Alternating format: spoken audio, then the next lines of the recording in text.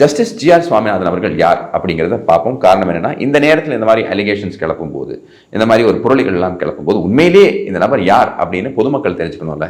இந்த நீதித்துறையில் ஒரு பிரச்சனை என்ன அப்படின்னு பார்த்தீங்கன்னா, நிறைய பேருக்கு இந்த விஷயங்கள் புரியறது ரொம்ப கஷ்டமான விஷயங்கள். ஏன்னா இவ்வளோ ஜட்ஜ்மெண்ட்ஸ் ஃபாலோ பண்ணணும், ஜேர்னல்ஸ் படிக்கணும், இல்லை கான்ஸ்டன்ட்டாக இந்த நீதித்துறையில் நடக்கக்கூடிய எவல்யூஷன் அதை பற்றி ஒரு புரிதல் இருக்கணும். இதெல்லாம் பாமர மக்களுக்கு கஷ்டமான விஷயம்.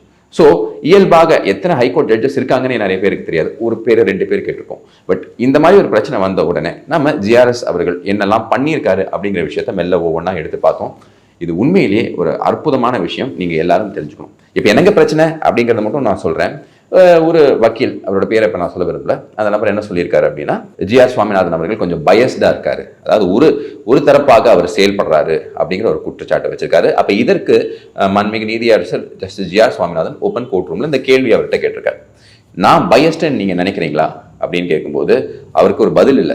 அப்போ எந்த இடத்துல கேட்டால் என்ன, உண்மையை சொல்லிட்டு போகிறது தானே. ஆனால் இந்த நபர், இந்த பர்டிகுலர் அட்வொகேட் அந்த விஷயத்த சொல்லாமல் எனக்கு ரைட்டிங்கில் கொடுங்க அப்படின்னு சொன்னோடனே மாண்புமிகு நீதியரசர் ஜி.ஆர். சுவாமிநாதன் அவர்கள் ஒரு ஆர்டர் பாஸ் பண்ணுறாரு. ஆமாம், நான் ஒரு தரப்பு பட்சமாக செயல்படுறேன்னா ஆமாவா இல்லையா அப்படின்னு சொல்லுங்க அப்படின்னு சொல்கிறாங்க. ஸோ இந்த விஷயம் சப்ஜூடியஸில் இருக்குது.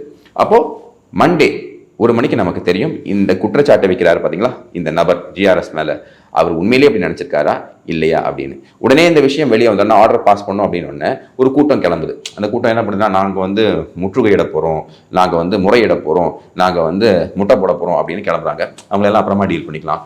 பட் இவ்வளோ பேரும் கிளம்புறாங்கன்னா ஒரு மனிதன் மேலே ஏன் இந்த ஒரு பயம் இருக்குது? யார் ஜஸ்டிஸ் ஜி.ஆர். சுவாமிநாதன், அவர் பண்ணியிருக்கக்கூடிய விஷயங்கள் என்ன?